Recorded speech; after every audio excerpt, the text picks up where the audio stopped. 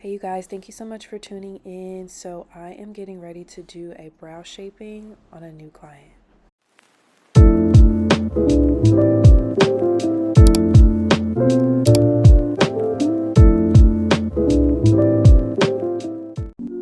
I like to start my service out by brushing the brow hair in an upward direction so that it gives me a more full, fluffy brow to work with.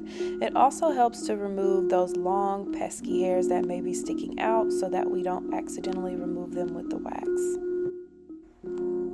Next, I am going to go in with my Gigi Spa all-purpose wax, and this is a soft wax, so that means that you will be using a strip to remove the wax. I personally prefer soft wax over hard wax because in my experience, whenever I have used hard wax, I noticed that I always have to go back in and do a good amount of tweezing, and I don't really like to have to do that. So I love to use the soft wax because it adheres to both the skin and the hair, giving you a clean finish.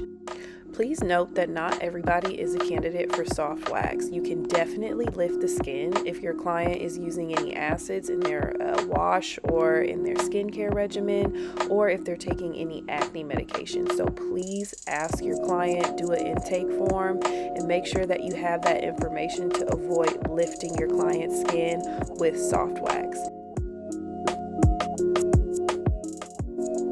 If they are using any of those products, I would highly suggest tweezing or opting in for hard wax.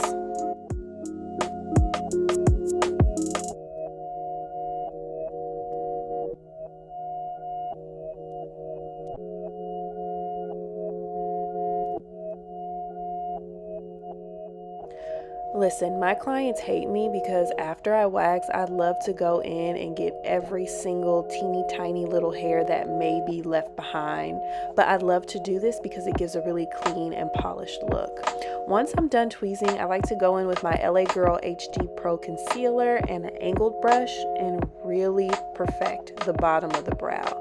I'm not going to be doing any fill-in on this client because she's just a regular brow shaping, but you can see how using that highlight on the bottom really brings out her natural brow. Once I've placed the concealer, I like to go in with a disposable lip brush and blend out the highlight underneath the brow.